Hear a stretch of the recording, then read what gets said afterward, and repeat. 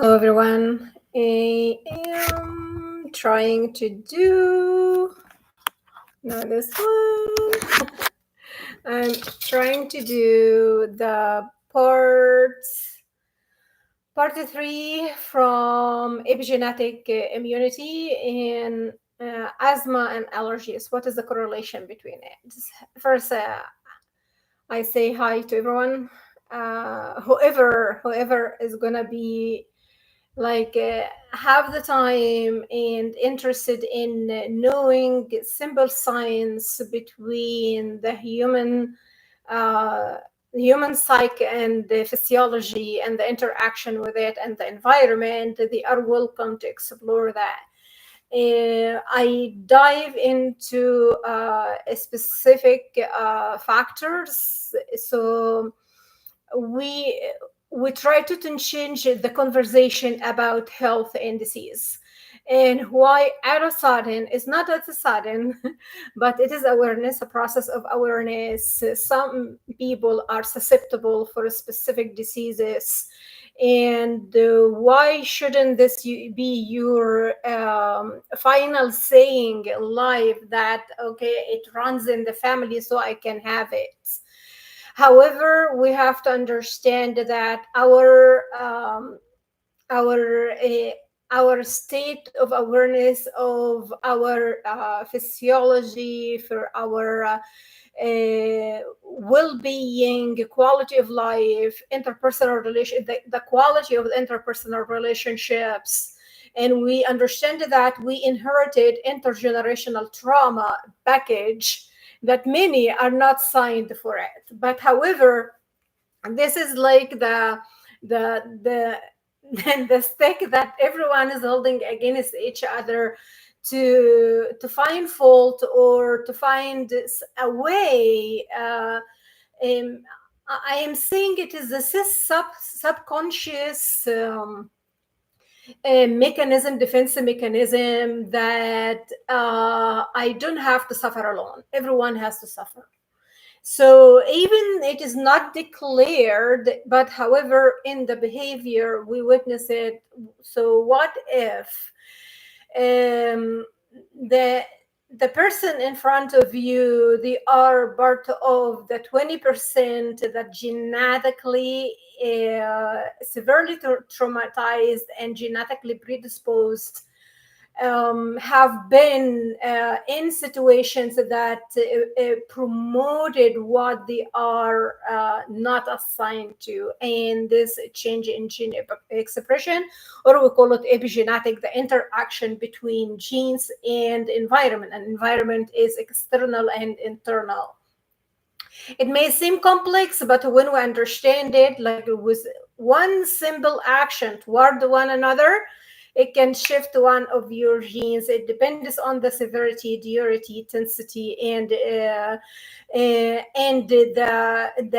perception and the memory, because the body keeps the score. So your cell memory store every, especially fear response, store every single memory for survival in your cell membrane. So even you don't recall it, the body already or the brain interpreted the signals and match the experience with past experiences or past memories and reliving. So the brain doesn't know if it's happening today or now or not. The brain only match patterns. So it's just like the puzzle, the pieces of the puzzle, all the programming of the machine, that you put this input and the processing and the output is stored some way in one of the partitions, and once it is evoked or it is triggered, it the same. And I'm saying the psychological response is physiological. And maybe the person say, yes, I got you, but however, they don't know that in every interaction that the person, you and the person, are changing on the pathophysiological way. So human interaction, human communication, human relationships and past trauma or intergenerational trauma do play a huge role in health and disease, and it depends on the strength of the central nervous system. That is how it comes to the stress response, the immune activation, and you have either the cell reads that stress is this is the normal mechanism for you, so you are on 24 hours survival mechanism, so it's created this hyper vigilant disruptive accumulated anger, fear, frustration, disruptive behavior is not welcomed. But however, we don't understand unless we know that is what is stored in the cell memory, in whatever happened, whatever the input from the environment and from everyone around you, the response comes automatically. It doesn't the incident right now, it triggered past events. It can be decades, years, months, weeks, even weeks. Something really tense happened and already stored in the memory. However, I didn't process it, but this situation exploded or brought the past trauma into presence, and the body lives it over and over. Therefore, it puts a huge um, pressure on the cellular mechanism. And unfortunately, all these what we say social norms, culture norms, socioeconomical, geopolitical, or whatever is in here. However, it's changing the person on the pathophysiology and eating the cell alive, and we just like become bearer of burdens that some in shape or form behavior contributed to it, our response, our reaction, our understanding, our awareness, and everything. And whether it is subjective awareness or objective awareness. Subjective awareness, I relate it to the person, objective to the situation in hand. However, when no boundaries or no limits between subjective and objective, that is when the confusion, frustration, anger, lack of communication, and disruption of human a pattern of thinking, or not gaining clarity, increasing the cortisol and adrenaline, and which block the prefrontal cortex. And we understand now that neurodegenerative diseases, it's a metabolic disease. It is not, you don't have to say it runs in the family, so you will have it. It is metabolically. So you came to life with a burden from even ancestors, parents, grandparents, your environment. And I mentioned before, from 0 to 5, it is the child health and well-being based on their mother's socioeconomic status. So that is how we see the role of mom. The stress that passed to the placenta, it impacted the autoimmune and later on allergies, asthma, Hashimoto, fibromyalgia, or whatever it is. But however, this means it is very sensitive central nervous system, and it is a state of overwhelm. It transferred into pain and and by years, it is the invisible pain. And when the community is not aware of what is not seen, because they see a full person, full, it sounds healthy or something, but they don't know that their cell is eating each other internally, and their pain is crushing upon them like a truck, as if you are as if you have beaten in a wrestle ring. So it is not what you see. As I say, when I bring awareness, when we communicate, understanding the box in front of you, it is not what is actually happening inside. So we have to change our like health and well-being conversation and communication on molecular level. What happens deep on the DNA methylation, and that is responsible for the gene expression regulation. What happened? We see it in multiple sclerosis. We see it other, in Parkinson's, in other neurological disorders, or neurodegenerative disorders connected to the central nervous system. We understand that DNA demethylation is way to stress, trauma, even your diet, your nutrition. We focus on majority are nutrition deficient. So it is way far than you think. They are traumatized, or they are stressed. No, it is a level of oxidative stress when your electrobiochemistry is completely not working for you. It is working against you.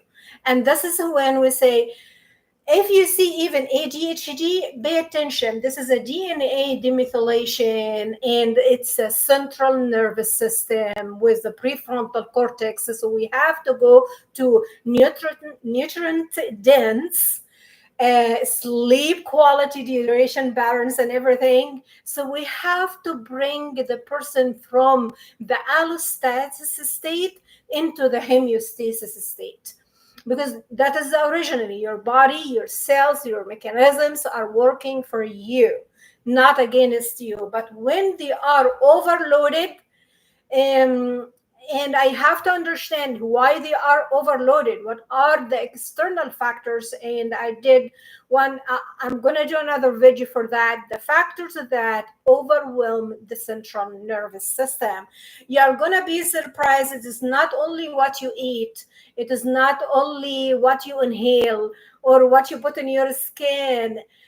Whatever is, like, you go left or right, it is the toxic emotional load that trapped in the cell, the anger never been expressed, the grief never been processed, the frustration, the all negative emotions. And many don't like to talk about, they don't know that they are stored in your muscles, they are stored in your tissue. So whatever is not processed, whatever doesn't find itself in words, it finds itself in organs. Because I am saying your brain working 24/7. So all the translation coming from the environment, past, present, future, is changing you from electrobiochemistry. It is not changing you by aging. I mentioned before, human beings are not only, when you go to a clinic, you are not only measured by your age, the chronological age, you are measured by your biological age, how your biosystems function. And that gives you the quality of life and well-being, the stage of like allostasis. Maybe you are in the first state of the disease, so it is preventable. So what we can do, what measures, that brings my awareness. And what brought me to the stage first, or the first stage. So I have to be aware to accommodate my environment, my everything that has contributed to this. And I started to peel the onion for, not for looking at it and say, hi, I am getting sick. Yay. No. So you look at it and you understand that this is my responsibility. I want to do something about it. I understand that God created a lot of potentials in me. You are fearfully and wonderfully made. But what this mean on my what this mean, or what, how can this, we are having thunderstorms or rains. I like it because it's wash everything away and it dampen the heat, because we have high density heat this times, or this it's gonna increase in August till September. So hopefully we pass this stage safely, and we pray for everyone.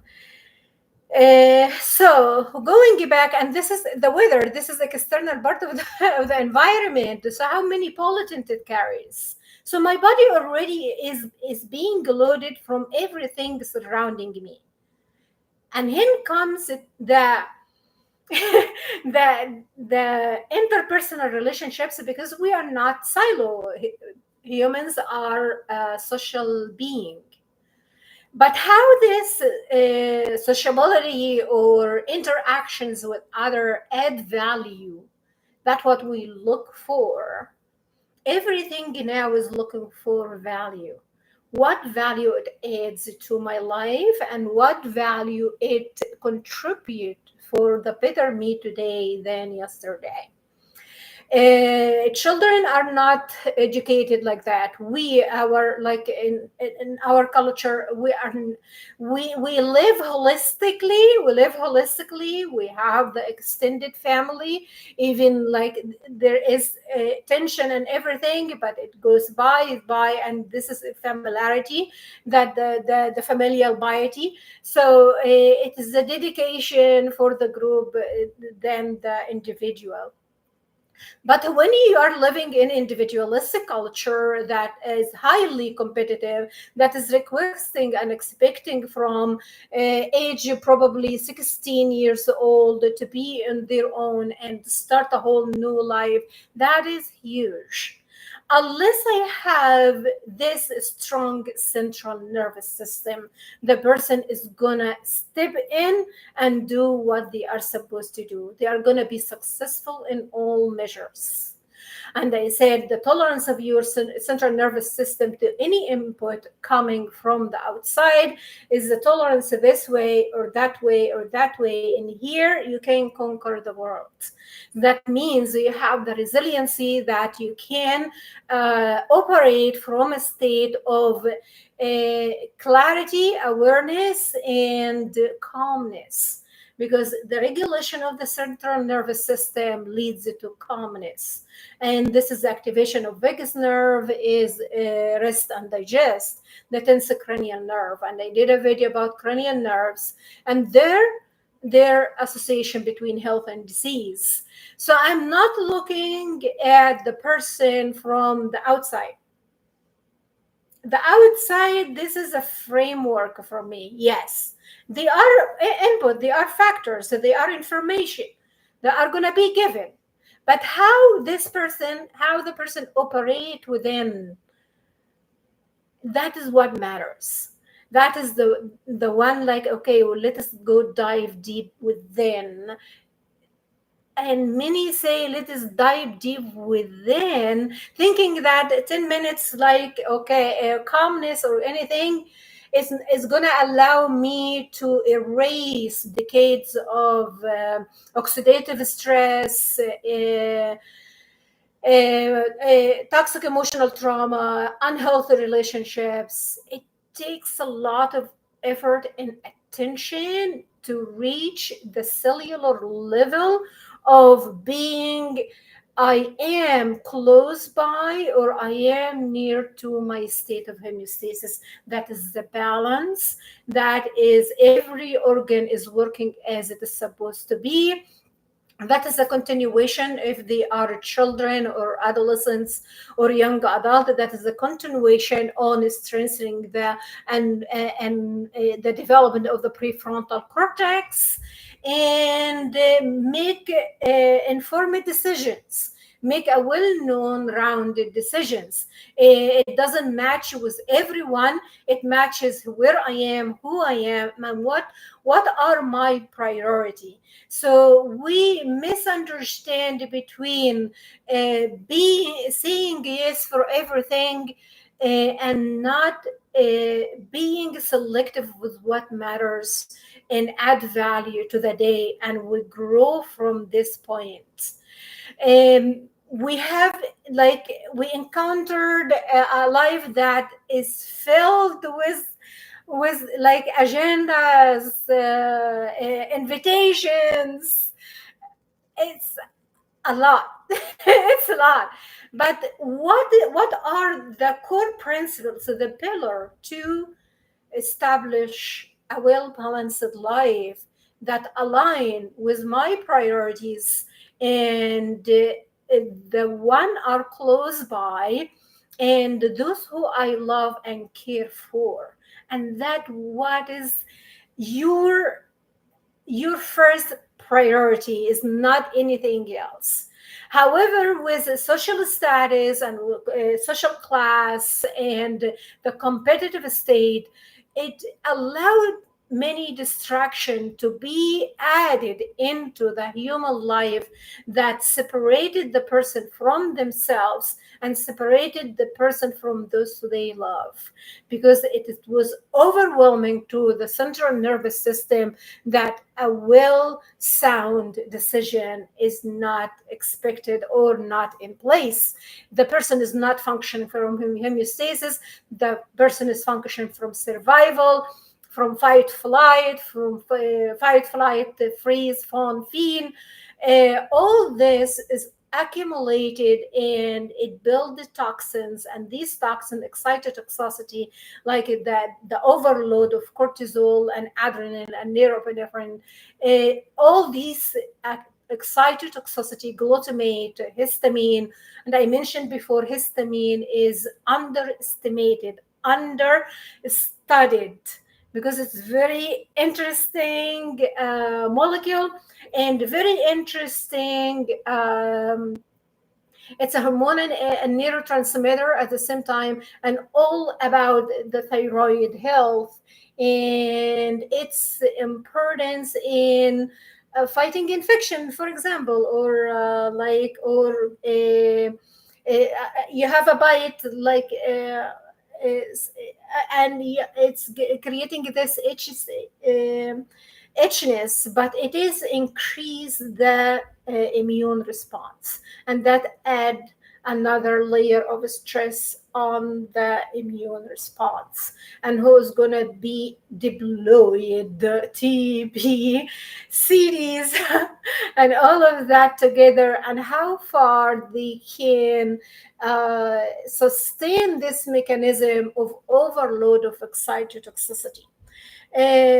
Your body is wonderfully is made to work in harmony when it is in balance, when everything is supposed to be the right amount, the right time, and the right interactions. So if we understand this, we're going to start early from early childhood, because the child already came with compromised central nervous system, with they can have serotonin sensitivity. If it is during a pregnancy, it was like not observed. It's overloading of serotonin, and that can lead to other psychiatric conditions along the way from the mom as well. And I mentioned cortisol and adrenaline and the stress response and the fear. The fear response is, or the fear conditioning, or the classical conditioning, it goes back to generations, and it goes back to the survival mechanism that is built up in the brainstem within the the reptilian mammalian brain. But however, if we start, yes, the reptilian mammalian brain is require the like till belonging of the Maslow hierarchy of needs. However, things interrupt. I mentioned before, the health and disease state of the child is determined by the mother from 0 to 5 socioeconomic status, and the overload stress and the change in their biochemistry during pregnancy, during after birth, how far the psychological distress, socioeconomic stressors, it's changing in the hormonal state of the mom. A lot of factors take in place, and this it changes gradually into how their mitochondria function, how their DNA methylation intact. So everything that how we measure it, this is the conversation. I say I would like to understand the specific biomarkers about DNA methylation. I'd like to understand my mitochondria function, how it is, and the oxygenation level, and how the brain health, the blood flow, is it like it is disrupted, or there is something into the endothelial cells. How can I know that? So a lots of on the deep tissue of the human body, but it is not only. I am saying it is not only what you see outside. It is how it functions internally, and what is the level of oxidative stress, what is the level of the toxic emotional load, what emotions really deep is activating the excitotoxicity, what type of grief, sadness, frustration, anger is not being expressed, and how this can be expressed in a very healthy therapeutic way. So we are creating this a new paradigm of health communication among individuals, families, communities, because and then you can have a well-informed conversation with your practitioner to understand the level. Okay, what I would like to infuse into my life, and you have to process that, and it has to align with your needs, wants, and your level of care. So you are a participant, you are not passive receptor. We used in the past that yes, our practitioners know everything, so no questions. You have to ask questions. You have to understand where you are at on your allostatic load, where you are at your excitotoxicity ratio. You have to understand your vascular health. These are this is the tissue. This is the tubes that carry the blood nutrient and oxygenation to all your body. They are so critical, and when you are in stress and when you are in intense reactive immune system, that is eating that gradually eating it, the derbies. So these derbies, if they are accumulated, they can use blockage, and this is a stroke. So another thing is derbies coming from the rupture of the endothelial tissue. Not only the blood clotting, what can lead to blood clotting, I have to understand is the susceptibility of that. How am I dealing with life adversity? So life is bringing lots of challenges. No one is immune. I am saying if you think somebody is like putting their load into others, nobody is immune. Nobody. So we are reaching now to a state of, if we are not aware of when I understand that everyone has something in a certain level or in a shape or form, so I have to be aware of my own conscious interaction and communication, and I have to have my objective or subjective.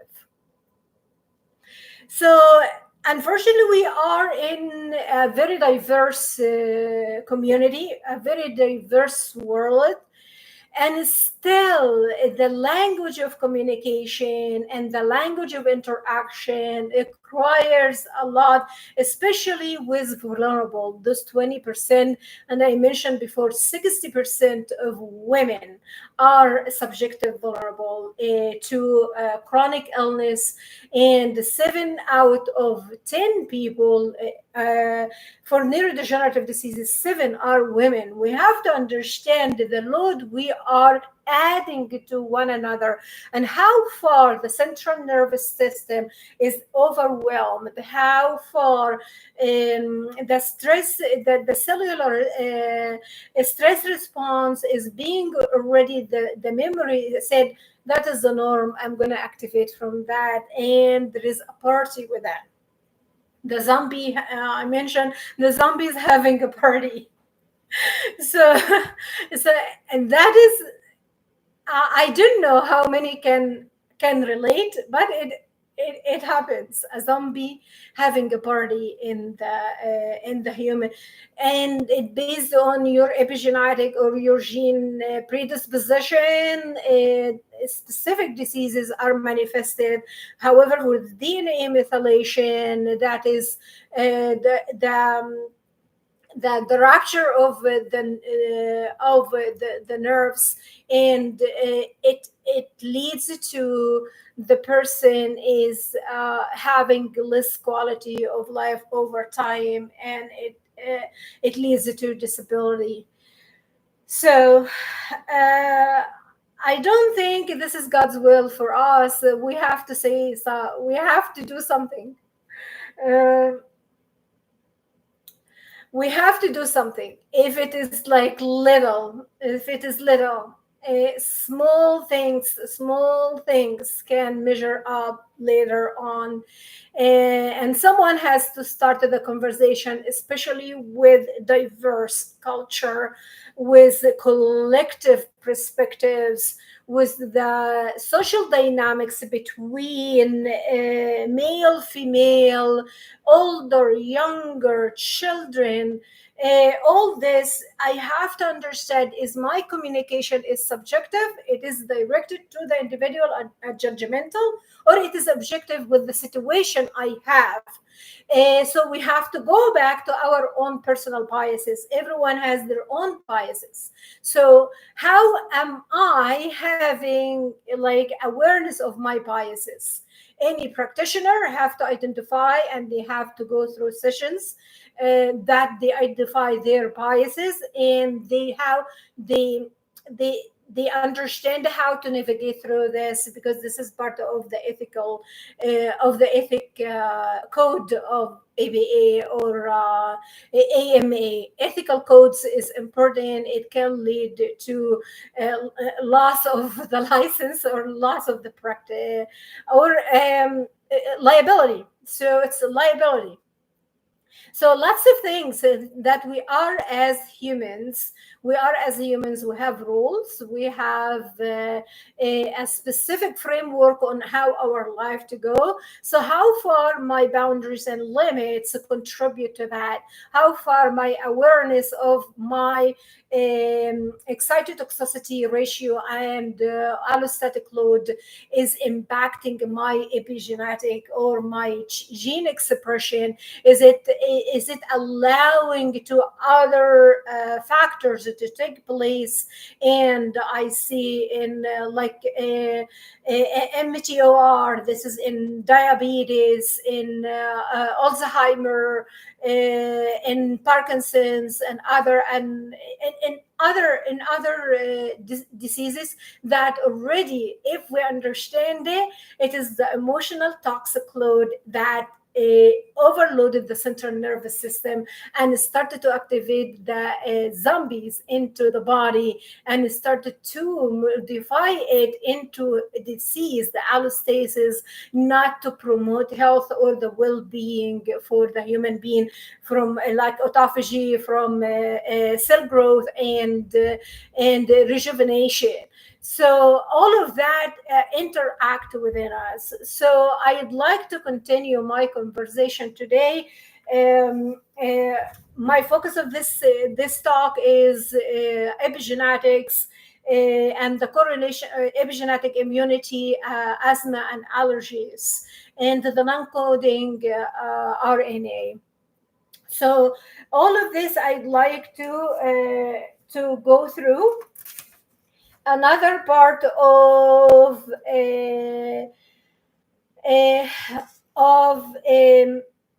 other side of epigenetics, and what else we can understand about this topic. So I try to I'm trying. So I have here another, we're gonna say it's passed from the mom and the dad. So the egg and the sperm, that all have their epigenetic code, the allostatic, or the what has been compromised, it passed to uh, their offspring. So whatever is for example, germline epigenetics refers to heritable changes in gene expression that occur in germ cells without altering the DNA sequencing. Changes include DNA methylation, histone modification, non-coding RNA activity, or BI RNAs, or and LN and long non-coding RNAs. What is their role? Reprogramming during the gametes formation and early embryo development. Most epigenetic marks are erased and then re-established. Certain genes are maternally or paternally silenced, a process maintained by the epigenetic marks. We have RNA pathways are crucial for keeping transposable elements silent in germ cells. Epigenetic errors in germline cells can lead to infertility, birth defects that is in the develop. For example, in the development of the neural tube, if it is not closed, we have a neurological disability, that is spino bifida. This is in the spinal unclosed spinal cord, and that leads like in long-term disability. And another physiological complications, and it requires like long-term care, and the individual from the it can be modified by surgery. However, if it's not, it leads to long-term disability, and that's added to. But how can we measure who is susceptible for all of that? That is a conversation for I'm saying genetic testing is critical, especially women before pregnancy. Your body has to prepare itself 2 years before having a baby, so you are aware that you are erasing as much as can of the zombies in your body, because everyone is loaded with lots of toxicity, whether like emotional, psychological distress, socioeconomic or environmental or the toxic emotional trauma load that has been trapped in the body and not processed. The emotions are not processed.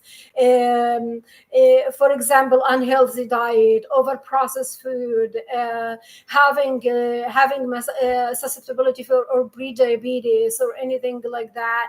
So they have to understand their physiology that is gonna impact their offsprings.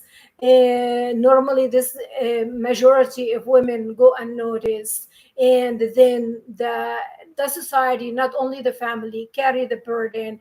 And unfortunately, we have to care for both, for the family and the caregivers on all levels, and whatever their level of association with the individual. But it has to have another mechanism of how to relate, when to take breaks, when to keep your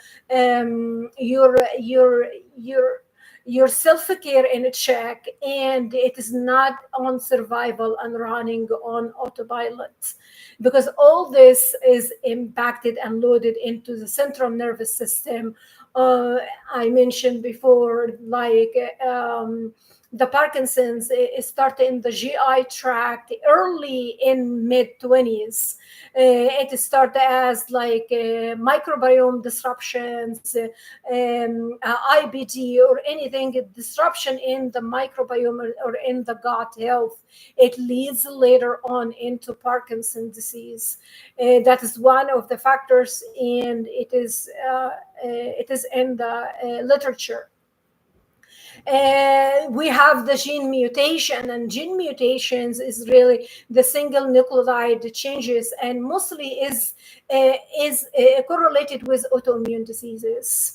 And now most of those who research work on autoimmune disease, they work on single nucleotide changes, and they understand what had happened and what like environmental and lifestyle and behavior changes it can occur. So we can, because it can bring a lot of invisible pain, and invisible pain is not only psychological, it is physiological.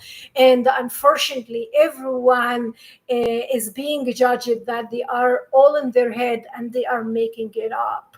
And I mentioned like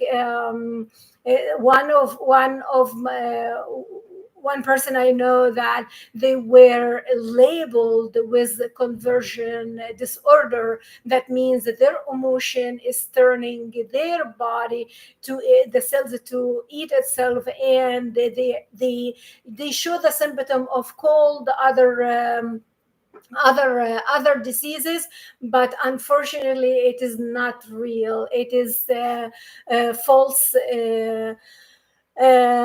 positive.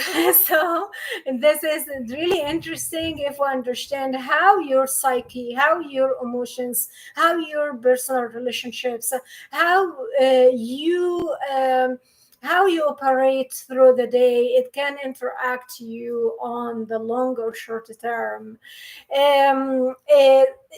Another thing is its impact, insertion and deletions of factors or biomarkers, or chromosomal rearrangement. Co-sequencing can cause inherited genetic disorder like cystic fibrosis, Huntington disease, sickle cell anemia, and increase the cancer risk like BRCA1, BRCA2 mutation in breast cancer.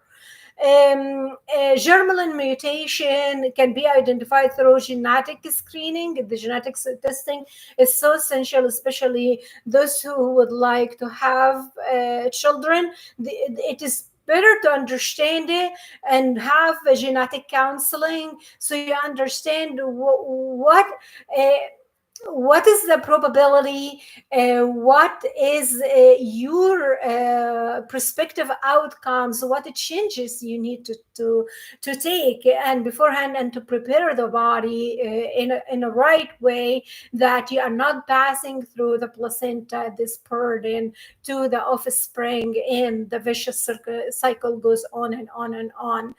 And pre-implementation genetic diagnosis in IVF. However, there is for germline editing, there is I'm saying this is to state and international to the federal and international regulations. It has to see what if I I fixed one sequence and another sequence showed I wasn't aware of. I brought another probability for a different thing to occur. The consent. So is it okay? Like it's like colony. Uh, am I having the same person after 50 years? Is the same person is gonna show up, or it has some equity and access? So who is there's gonna create more inequalities, and only those who can afford this sequencing or this procedure, they are going to have it and they are going to access it. It's going to create another. But however, we understand that the level of care, it depends on if I understand from preventive and early intervention, may we listen or decrease this like health disparities and health inequalities among the rich and the poor. So we may do that, but we would like our children, our adolescents and young adults to be aware that if you go through life and let life throw you anything unto you, be aware. So 5 years, 10 years, how your pathophysiology is going to function. Are you functioning from healthy state, or are you function from very overwhelmed central nervous system? So we, especially women, 60% of women that are susceptible, and really environment has a great impact on them.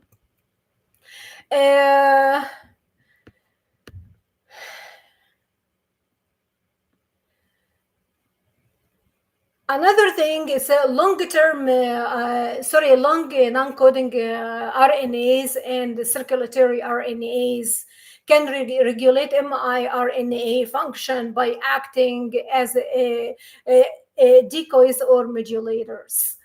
miRNA may target LNcRNAs and CRRC for degradation or functional repression. These interactions create a regulatory network or non-coding RNA crosstalk, tightly controlling gene expression and cellular identity. Where we can see this mechanism, we see it in the developmental biology, that the fine-tuning between the gene expression for differentiation. And differentiator factors, it is based on your history, long, deep history. And research setting, it takes lots of investigation to understand exactly what differentiator factors we can, based on age, gender, race, ethnicity, and the other demographic factors like level of education, like attitudes, beliefs, so long list. Attitudes, beliefs, religion, affiliation, political affiliation, and the pollutants. So all this goes in correlation with a changing or impact on the gene expression. I mentioned before, genes, your pathophysiology is correlated all together, all linked tied to the immune response. So the modulation of the cytokines production and the pathogen sensing. This is when there is the homeostasis, there is right signaling, right communication between the cell signaling, and they understand what they do. They are not confused like the children and running everywhere. They don't know what to do. So that what happened in your inside your body if there is no correct, or there is a high excitotoxicity load and allostatic state. There is miscommunication in between cell signaling and neurosynaptic connections. For example, in cancer, non-coding RNAs act as oncogenes or tumor suppressors. Neurodegeneration or psychiatric disorders, the control of synaptic plasticity and neuroinflammation. And synaptic plasticity and neuroinflammation, I mentioned some with the DNA demethylation, the excitotoxicity and the allostatic, and its impact on the neuroinflammation and the progression of the neurodegenerative diseases. And for example, cardiovascular cancer, other physiological conditions, they are severe, but it's all related to this load of allostatic load and the compromise of the DNA methylation and the gene expression. So in non-coding RNAs are emerging biomarkers and therapeutic targets.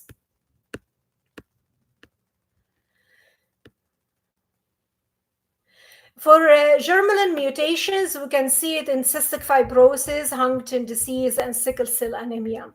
And there are specific populations are at high risk of these disorders: cystic fibrosis, Huntington disease, and sickle cell anemia. So we have to understand what are the factors, like the risk factors, protective factors, and differentiator factors that will contribute in targeting specific pathways in treatment and therapeutic plan.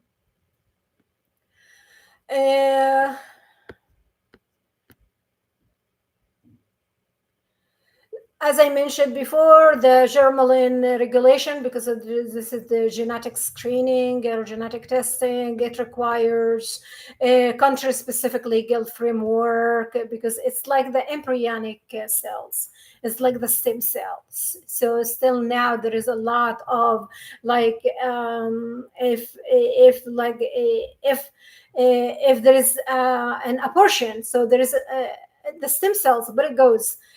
So there are a lot, especially from the embryonic state and from genome sequencing and genetic or germline sequencing or germline editing. Sorry, there's a lot of regulatory, ethical, and it has to be. It has to be regulated. It has to be regulated. It has to be ethical. For example, like China, they don't have any formal banning, no formal law banning germline editing. For Europe, generally, perhaps germline editing for reproduction under the clinical trials directives and national laws, research allowed under strict conditions. As well, United States, no federal law banning germline editing by FDA is barred from reviewing clinical trials involving heritable genome editing. There is regulatory gaps and oversight, largely decentralized. CRISPR and baby research would likely be, it needs a well-rounded legal regulations in this process, and not everyone is working in this field. It is highly like it's one of the fields that you can take the whole risk or no risk. Okay. Um, See here for example, we have examples for the non-coding RNAs as a therapeutic target and tools, including microRNA or miRNA. MIR122 in hepatitis C virus, HCV. The target in therapeutic strategy is inhibition of MIR122. MIR21 in cancer. The target is breast, lung, colorectal, and glioblastoma. The therapeutic approach is anti-MIR oligonucleotides or MIRA sponges. MIR 155 is autoimmune diseases, rheumatoid arthritis, and multiple sclerosis. So, would like the antagonist or the inhibitor, antagon MIRS, reduce inflammation and pathogenic T cell activation. Because we understand in autoimmune disease that is the stress and the high intense immune response. It mess up. It's like the cell is blind, cannot read correctly, and they attack the healthy tissue. So it is not like a real disease. And however, anything is happening in the pathological or in the physiological process, it harms, it causes pain, it alters the mental state sometimes, and it can cause anxiety, depression, and other psychiatric disorders. So because it's all already the high state of inflammation is creating this cell tissue compromisation and cell misinformation. Another thing is HOTAR in breast and colorectal cancer.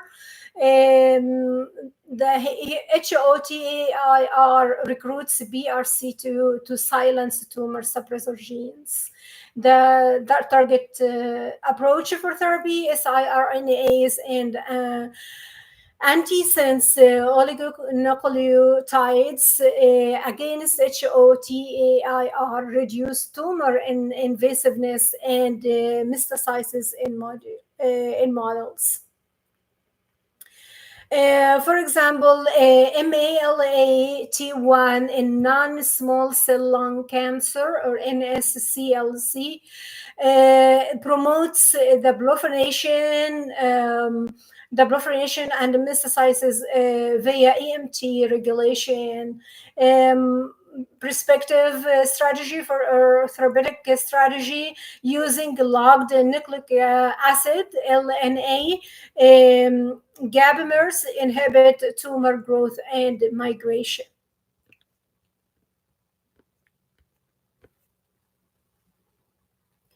Okay, so we discussed some overall some of the mechanisms on the cellular level.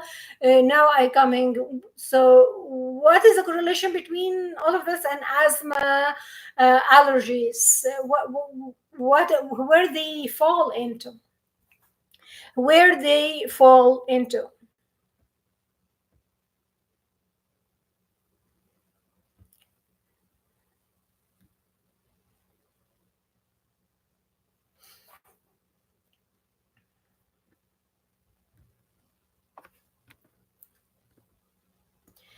So, To give a brief about what is the correlation of all of this on the mRNAs and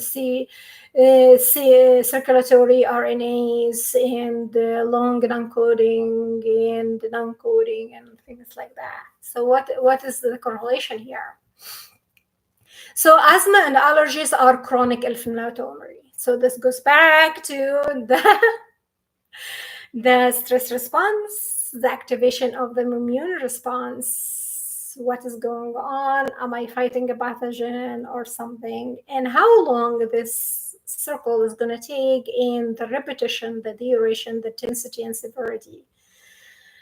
What can lead to? Asthma and allergies are chronic inflammatory diseases characterized by hyper-responsive airways and immune system dysregulation. Recent research highlights the significant role of non-coding RNAs or ncRNAs, including microRNAs and long non-coding RNAs in regulating immune response involving in these conditions. MicroRNAs regulate gene expression both transcriptionally by targeting messenger RNA, thereby modulating inflammatory pathways relevant to asthma and allergic response. For example, MIR21 is frequently upregulated in asthmatic airway and promotes T helper 2 mediated inflammation by suppressing negative regulators of the immune response.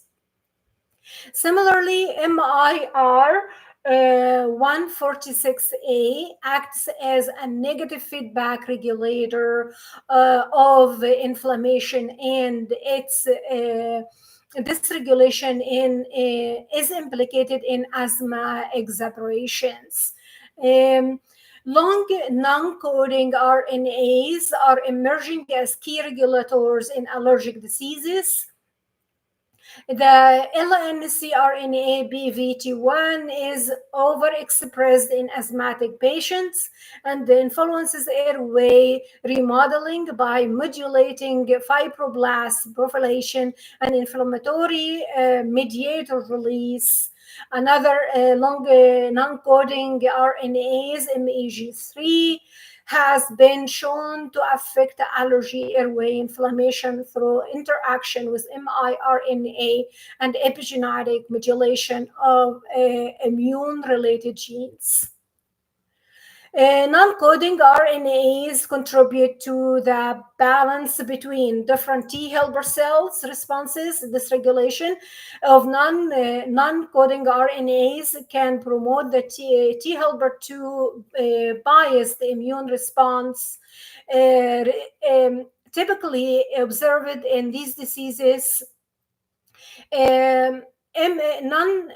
Non-coding RNAs represent a promising biomarker for disease severity and novel therapeutic target. So we understand here, we have to understand, we take the history, the whole history of the patient from medical, social, psychological, level of education, I said demographic, geographic, all of this. And we understand after going through the all testing that required, okay, what our biomarkers are presenting and what are could be the therapeutic targets could be addressed. And based on lifestyle modifications, sleep, because sleep plays a huge part in regulating the immune system and creating this state of a clean lymphatic or the flow within the lymphatic system. Regulation of immune cell differentiation and function, miRNA control T helper cells polarization. Asthma And the allergies are characterized by an imbalance favoring T helper 2 cells, which produce cytokines interleukin 4, interleukin 5, interleukin 13 that drive allergic inflammation. Interleukins, they are another promising from the interventive as biomarkers, especially interleukin 6 in Parkinson's, Alzheimer, cardiovascular, and other chronic conditions. So what triggers, what create this excitotoxicity, what creates this? So it can happen that your cell memory now is taking that this excitation is the norm, so it's automatically occurring even, and you feel irritable, you feel agitated, discomfort, you feel like you are fatigued, exhausted, pain all over your body, stiffness in your joints, faint, like sickle cell disease, if they are not uh, like standing on their feet on their fluid intake, this compromise the red blood cells, so it can lead to fatigue, faint, and compromise of the quality of life of the individuals. And there are specific populations that are more higher susceptibility than others in specific diseases. However, our modern lifestyle, especially with low and middle income social status, they have the highest load of oxidative stress and excitotoxicity and allostatic, because they carry a lot, and the psychological stress is the cellular mechanism, or the normal cellular mechanisms, and everybody is looking outside the box. They don't see that the degradation of the cellular function and mechanisms over time, and then at a sudden, and when a person is considered like not so important, it's okay, they got the disease, it's okay, yeah. So we understand that even our response to how to the pain to others can impact a lot in their health and well-being. How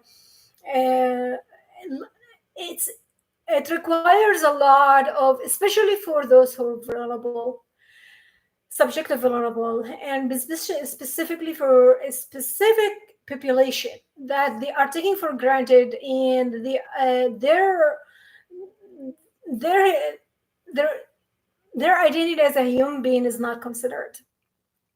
So we understand that our unhealthy interpersonal relationships and the identity from 7 to 9, some say 8 to 9, but I'm saying 7 because this is when you have the language. This is, you have all like the observant of, you can give and take with conversation. So it depends on the modeling and the imitation and what environment you're in. It is compromising your allostatic load and excitotoxicity. So it transcript or rewrite a whole different human being that it can be compromised inside and outside. And then we say, why they act like this? It's not they act like this. These are programming, and there is a lot on the cellular function that we are. It's the physiological response is from excitotoxicity and allostatic load, not a healthy point. So we have to understand that. Yes, some say communication is a key. Yes, communication is a key, but what type of communication? What's my space? What is my tolerability? What is my boundaries? What is my limitations, or what are my limitations? Considerations through cross culture. Are you subjective or objective? from what point are you communicating with others? So it's a lot to take in and a lot to peel. This is one of the onion layer we are taking, but it's not the full layer. That is, you are fearfully and wonderfully made. That is a sample, but they have a highest impact of it saying over time it's leading to the chronic illness and psychiatric conditions and the national and the global burden of disease that is impacting everyone, especially at the level of care. It requires a lot of tenacity for people to take care of one another, especially when they have a high excitotoxicity ratio, because this leads to what? You don't want to talk to anyone because you don't like the conversation, how it is occur. The body language, the facial expression, the tone of voice, your central nervous system is screaming and say, take care of me, because you're fearfully and wonderfully made, but you don't take your responsibility to maintain this. Imagine you are having a facility, you are taking care of it 24/7. How many people are working on this facility to take care and maintain its functionality? How about the human functionality over ages and stages? How we understand the functionality from behavioral neuroscience, we care more about functionality. From what point are you functioning? Or what mindset are you operating? What level of excitotoxicity ratio are you walking with right now? Is your oxidative stress is the commander of the ship?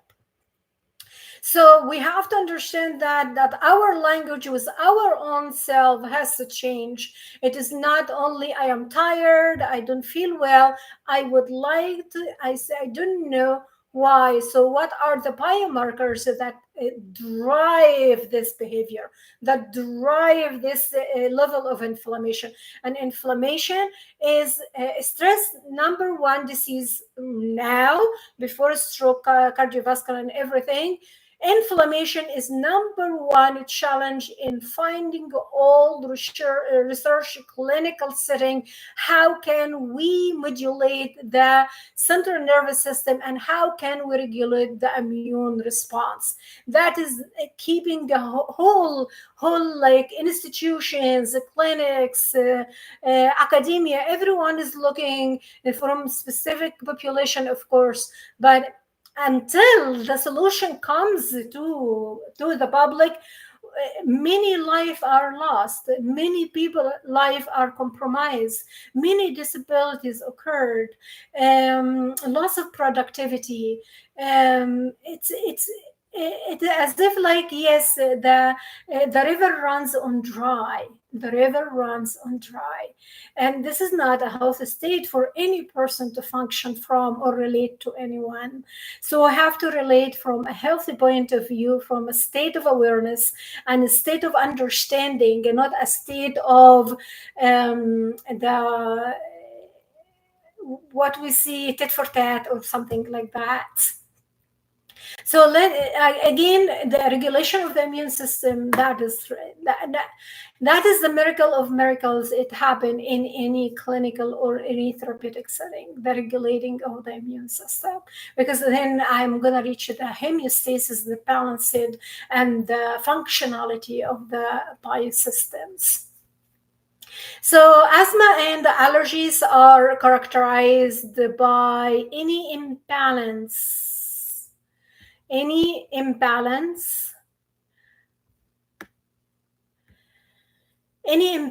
favoring T helper 2 cell, which produce cytokines interleukin 4, 5, and 13 that drive allergic inflammation. miRNA, such as MIR21, promotes T helper 2 differentiation by suppressing negative regulators of the immune response, enhancing production of inflammatory cytokines. The zombies have a party. The zombies have a party. I'm saying like this. Everyone has these zombies at a specific level. miRNAs like MIR146A modulate inflammatory signaling and act as a negative feedback to limit excessive immune response. Long non-coding RNAs influence T cell response. Long non-coding RNAs like BVT1 can regulate expression of cytokines and growth factors, affecting proliferation and activation of immune cells involved in asthma pathology. MEG3 interacts with the miRNAs to modulate gene networks controlling airway inflammation.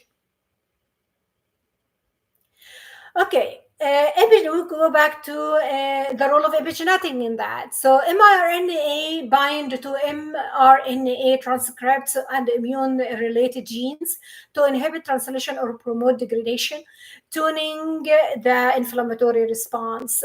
Long non-coding RNAs act as molecular sponges by binding miRNA, thus freeing target mRNAs from miRNA-mediated suppression. This interaction forms a competing endogenous RNA or ceRNA networks, crucial for controlling gene expression in allergic reaction. Chronic asthma leads to structured changes in airways, thickening and fibrosis.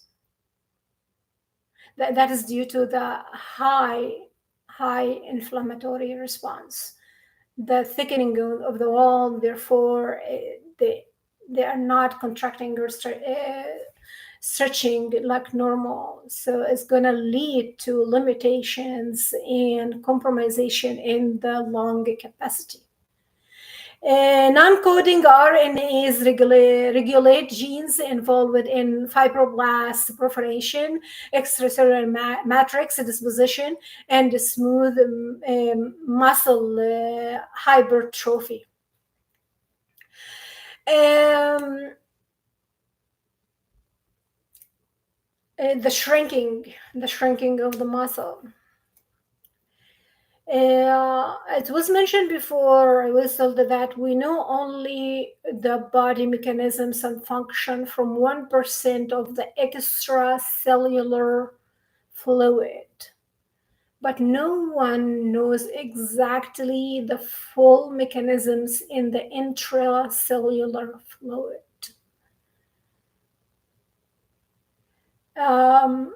Not fully understood. That means majority are running on 1% of their body functionality, and they are surprised on the long run with the 99% in the intracellular matrix float. So, or intracellular matrix composition, including mitochondria and other nucleotides.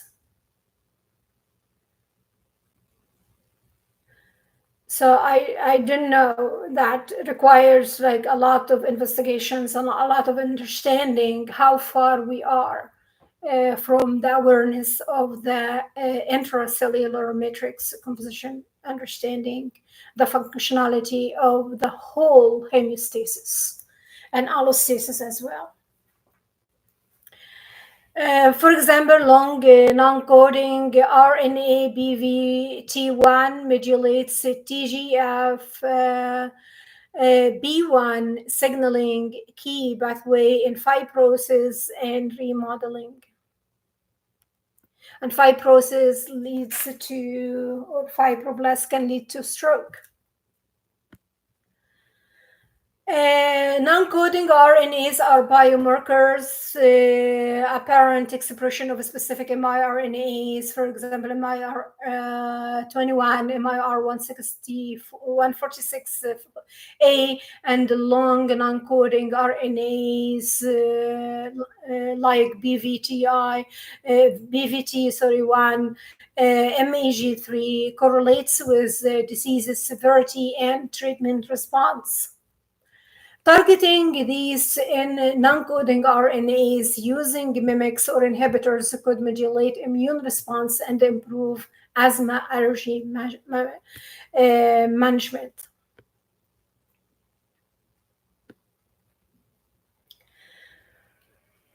So asthma and allergies, they are immune responses, overreactive to a pathogen, irritant, or food intake, like inhaled or observed um, uh, or taken by mouth or orally taken by mouth. So the input into your skin is your greatest brain that can sense lots of things and can react to many things. For the point of entry, like the mouth, like medications, I mentioned diet, medication, diets, fluids, like the pollutants from the air, the materials they are used for personal care. It's a lot added. So it causes a chronic inflammatory response. Um, and dysregulated immune response to environmental allergens. And environmental, it can be internal and external. You eat something and your immune or stress response and your GI tract response differently because you have susceptibility for that. So, or you developed it over time. For example, those who move from one place to the other. It's supposed like if you are living in one place since you were childhood or you were born, your microbiome, your ecological system, your bacteria makeup has been established based on this ecosystem to survive and regulate your body homeostasis. But if you move from one place to the other, you are carrying or are you inviting other different maybe strands or anything from bacteria onto your biosystem. So this is another experience, is another, that's why we say early childhood exposure to specific, like playing in the dirt, plants around them. They are already, since their childhood, tasting specific foods from early days. So you are preparing the body to shape the right response, that the acknowledgement and the memory of this input. However, if you are like still in developmental stage and you moved from, for example, a well like rural area to into the city area, your microbiome is changing based on that. Your body's gonna go through the motion and suppose experience specific symptoms, and you may feel you are getting sick, you are not feeling well, or that is the ecology system of interacting with what is has been introduced new. So the stability or the balance is not existed. There is a shaking in the balance of the homeostasis. We understand. These conditions involve airway hyperresponsiveness, inhalation, chronic inflammation, and tissue remodeling. In recent years, non-coding RNA or ncRNAs, particularly microRNA, long non-coding RNA, have emerged as critical regulators of gene expression and immune function in asthma and allergic diseases. This report outlines the molecular mechanisms by which non-coding RNAs influence asthma and allergy pathogenesis, and this chronic inflammatory response, their roles in immune modulation, airway remodeling, and their potential as biomarkers for therapeutic targets.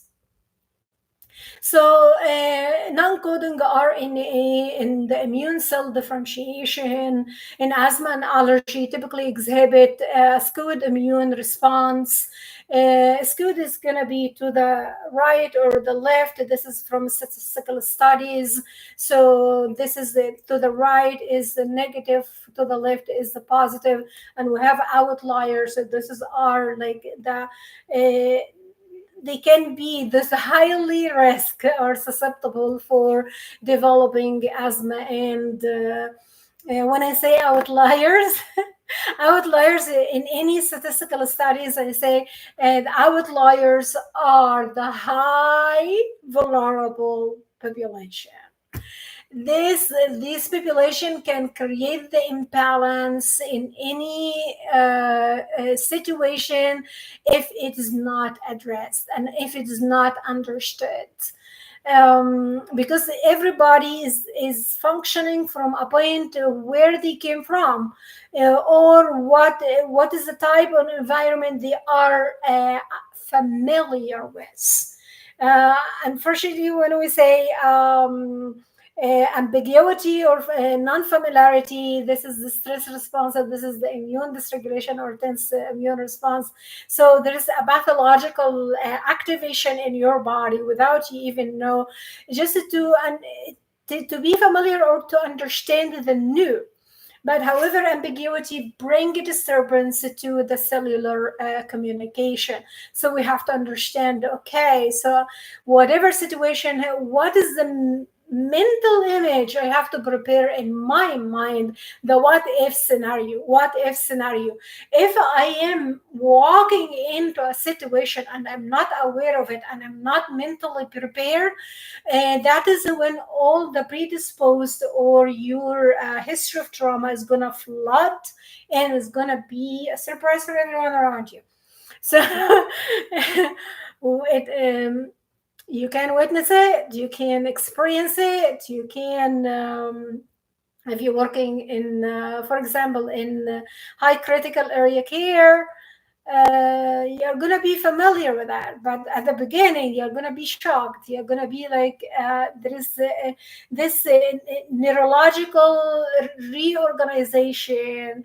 And if what type of neurotransmitters or hormone are being activated, and if I'm having zombies storage, it's going to flood and will excite more. So everyone is functioned differently. So we have to be aware of ourselves and what experiences we would like to invite and engage in. And that is critical if we start from the early intervention, what type of environment I would like to promote, what type of communication I would like to promote, what considerations I took, because outliers, they can show at any time. No one is presenting the true themselves for the 6 months, for example. For the 6 months, it's not the trauma self. You have to give it like 6 months or a year to understand exactly the person in front of you. But if you judge the person from the first day, that is a misjudgment, and it can lead to situations or experiences that you're going to be surprised is not coming in the way. But it may take at least for like the professional or getting to know somebody, it's a year or 2 years, some 2 years, yes, till, and with limitation, with boundaries, with like situation awareness that this happened and how everybody responds and collaborate in that, or what happened and what can happen next.